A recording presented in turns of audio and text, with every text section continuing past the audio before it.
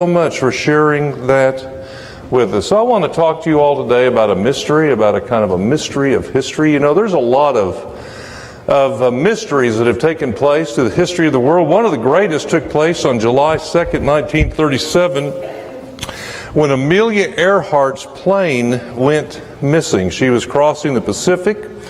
She was on the last stage of a round-the-world voyage in her airplane, and she went missing, and there has been all kinds of speculation ever since then about what really happened to her. Many people think she crashed into the ocean. Others said perhaps she landed, but in a kind of a remote place, never to be found. Another theory is that maybe she landed and was taken capture by the Japanese.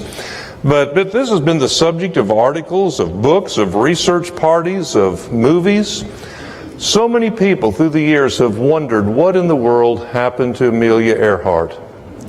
But I would share with you this morning that all of the speculation, all of the study, all of the wandering about what happened in that mysterious event does not begin to compare with all of the research, all of the pondering, all of the wandering that has taken place concerning the resurrection of Christ. What happened to the body? Why was that tomb empty? Greg read the story this morning from Luke chapter 24. The women got up and went with spices to the tomb. They found the tomb empty. And it says that while they were standing there, the stone rolled away. They stood there at the tomb, but they were standing there wondering about this. They were pondering about this. While they were there, they were visited by the presence of an angel who announced to them that just as Jesus had said, he had been risen from the dead. In their excitement, they went to tell the other disciples, but they did not believe them. It seemed to them, they said, as foolish words. It was Peter, it says, who went running to the tomb. It says he got up and ran to the tomb, and bending over, he saw the strips of linen lying by themselves. And he went away, and it says, wondering to himself what had happened. A lot of pondering, a lot of speculation, a lot of wondering about what indeed this all could mean. Well, Peter indeed had what I would say is about 30 years to think about this. And imagine this, 30 years after this story, Peter writes his first epistle. And after 30 years of thinking and studying and researching and considering and pondering and wandering, he writes for us in his first epistle an expression. In fact, it comes in chapter 1, verse 3, where he talks about his understanding, how he came to understand the significance and the meaning of the resurrection. I want to turn our attention to 1 Peter chapter 1. We read Luke chapter 24, but I want to turn our attention to 1 Peter chapter 1. We're now, after 30 years of pondering and thinking and speculating and studying and trying to work this out in his own understanding and faith, Peter writes and gives us an explanation, and he says basically four things. I want to read this verse to you. It's verse 3. He said, in his great mercy, he, referring to God, has given us new birth into a living hope through the resurrection of Jesus Christ from the dead. Think about that for a moment. Very briefly this morning, I just want to contemplate. I want to take this verse apart. I want to take this verse phrase by phrase. If you have your Bibles, it's 1 Peter chapter 1, verse 3, and I'm just going to take it phrase by phrase. First of all, it says, in his great mercy. Thanks be to God. We are here this morning because of God's love. We are here this morning because of God's grace. We are here this morning because he wraps his arms around us. We are here this morning because he loves us. We are here this morning because he will forgive us if we give our lives to him. We are here this morning because of his great mercy. We were talking about it in the Sunday school class this morning of sometimes how difficult it is for us to get past the notion that somehow we have to make ourselves right with God. We have to earn our way into salvation. We have to get enough points that God is going to let us in. Maybe we have to pass some kind of test. I told the class, I'm glad you don't have to pass a test, because freshman year, University of Tulsa, course in New Testament, I flunked. You know, if you've got to pass a test, I thought, my goodness. Now I did retake that class, just to let you know. Your pastor did pass New Testament. Before the whole thing was over, I did get through that class. But we don't have to take a test. We are here because of God's mercy this morning. We celebrate Easter because of God's mercy and love for us. You know, I don't know how many of you were just overwhelmed by the scenes that took place last week of the Notre Dame Cathedral on fire. Oh my goodness, I remember I was in a sandwich shop. I remember where it was when I heard the news. I was in a sandwich shop, looked up on the screen, and I thought, my goodness, there's some big church on fire. Then I saw the lines across the bottom. It was the Notre Dame Cathedral. I thought, oh my goodness. Immediately I thought it must be some kind of terrorist attack. Fortunately, that has not proved true. They think it was maybe the result of an electrical short through some construction that was taking place. But there was that beautiful, magnificent cathedral in flames. And then you begin to see and we begin to hear of the rescue efforts. People in fire trucks trying to get through the crowds to get to the building. Priests actually rushing into a burning building to rescue relics and artifacts and historical documents and paintings that were tremendously valuable. I don't really recommend that. But it shows you of the love and the desire, all of the energy and attention to somehow save this building. It was a rescue effort that was going on. Now, millions and millions of dollars being pledged to restore that building. Why? Because of what it stands for, because of what it represents, because of the value. It's something that is treasured in the hearts of so many. And then we read the story of Christ's coming, of His death, of His resurrection, of His suffering, of His crucifixion, but then coming back to life. And the notion that God did all of that for us. He set into motion a rescued effort to be with us, to rescue us, to restore us, to renew us, to forgiveness. Why? Because He loves us, and this is all an expression. Easter is an expression of God's great mercy for us. And it says, in His great mercy, He has given us a new birth. This is all about a new birth. It's about a new beginning. The Apostle John, in his epistle, says, to all who receive Him, who believe in His name, He gives the power to become the children of God. This is about a day when we are invited to become the children of God. This is about a day that fulfills the promise to Nicodemus. Not only must you be born again, but you can be born again. This is about a day when people like Peter, who wrote this epistle, can think back to a time in their life when they were so embarrassed and they were so ashamed and they were so disappointed in themselves because in the moment of trial they denied the Lord and turned away and fled from Him and left Him there all alone to suffer the anguish of that crucifixion. And yet then Christ meets him, His risen Lord, and restores him and says, Peter, you are going to go forth. You're going to be fishers of men. You are the one who are going to feed my sheep. You're the one who are going to tend my flock. I am giving new life to you. The resurrection is a message. What does it mean to us? It means that our life can be restored. Our life can be renewed. A new life can be given to us. Our life can be changed.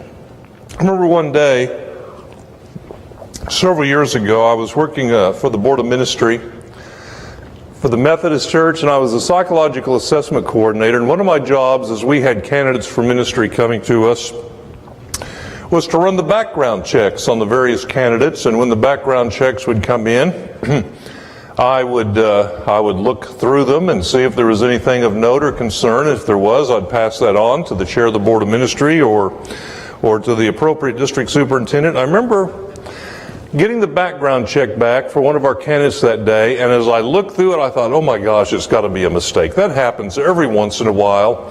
They run these background checks, and it'll say Willie Garvin held up a liquor store in Connecticut or something, and you're thinking, doesn't sound like Willie, I don't know, I don't think it was her. And so I thought, this has got to be a mistake. There was just this list offenses and drug abuse and arrests and crime. I thought, this can't be true. So I called the background company, double-checked the Social Security number, double-checked the address, double-checked the birth date.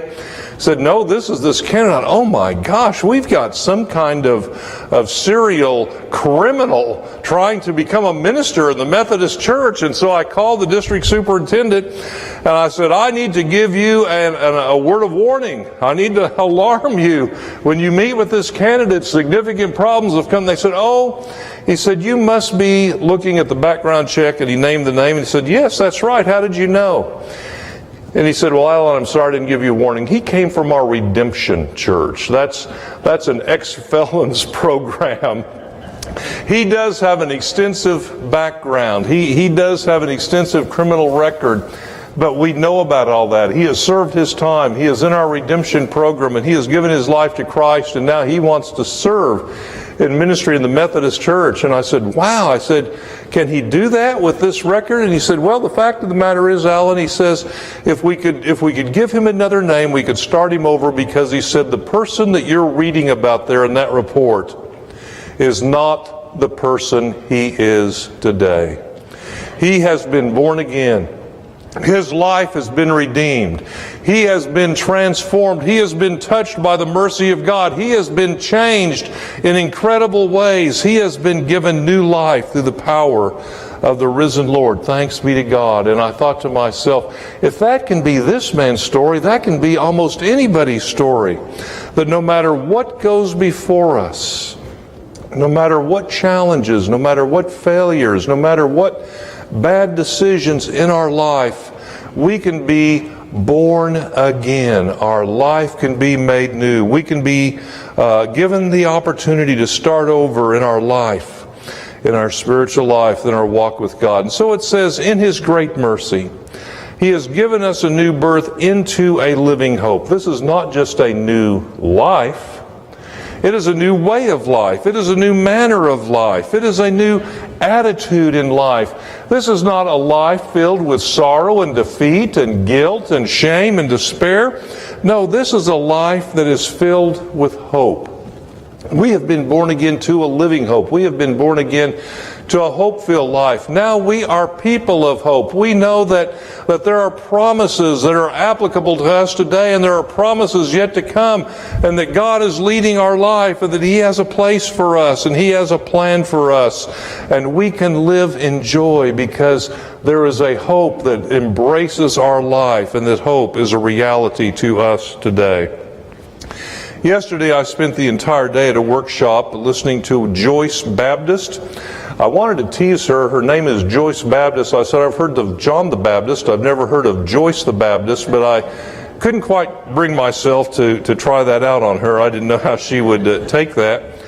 But interestingly enough, it was a workshop dealing with the suicide, the effects of suicide and suicide prevention. Sad to say, suicide in this country, even in Oklahoma, is up by 30% over the last couple of years. That is shocking. She talked about many of the facts that contribute to that, many of the features that contribute to this, and I asked her, what are the underlying factors that go on with this? And she said, well, there are so many, and some of them cultural, and some of them life circumstances, but she says that kind of a bottom line, one of the issues that seems to be continually present in these situations is the giving up of hope, the loss of hope, that there's nothing left for me, there's no future for me, there's no hope for me. I said, do you know what's contributing to that? And she said, she says, I don't have any proof. You're not going to like what I'm about to say.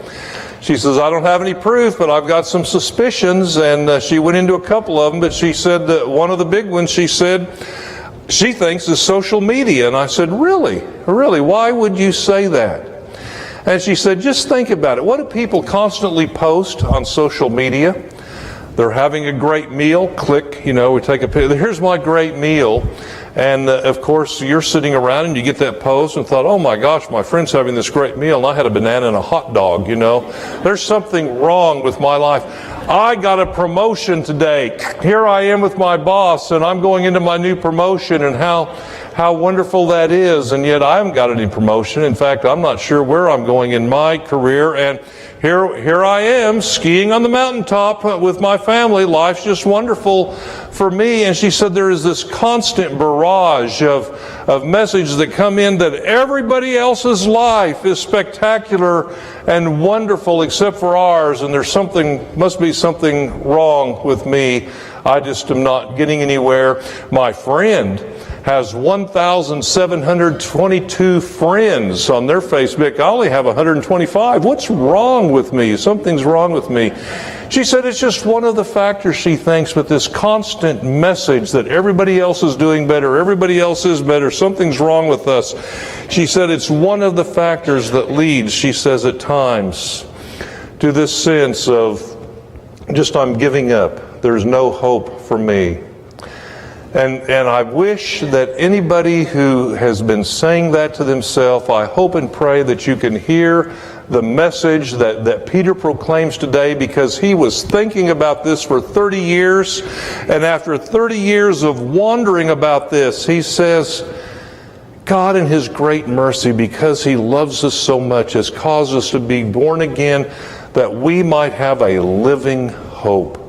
That we might live in hope, that we might be people of hope, that we might abide in hope. When going gets tough, we can face the tough times because we know that God is with us and leading us, and He fills our heart and our mind with hope.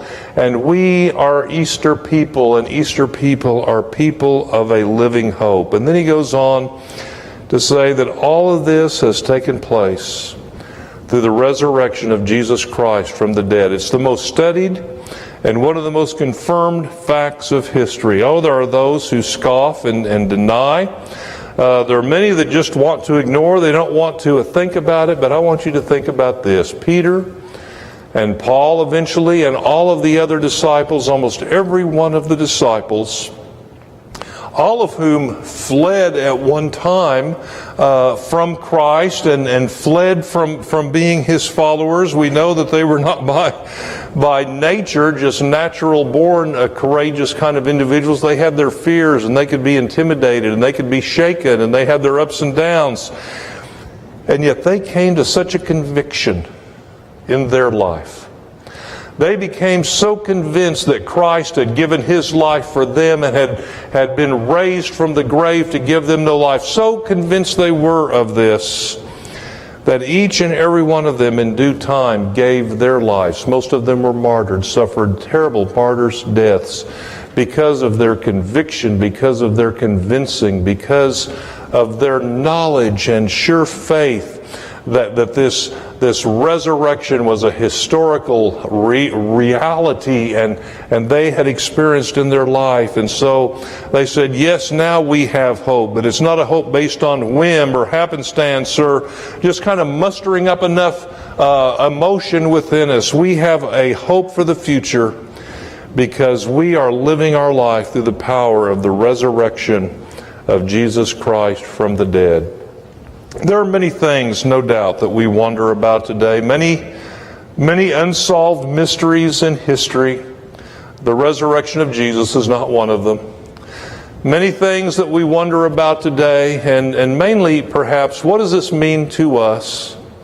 And I think it means for us exactly what Peter has shared with us. God loves us. God's mercy is extended to us. He wants us to experience a new life. This new life is offered to us. We can live in the power of His hope through the resurrection of Jesus Christ from the dead. And so I think it is right that we praise as we sang in chorus today, and hopefully in our mind and heart to the rest of the day, that He is Lord.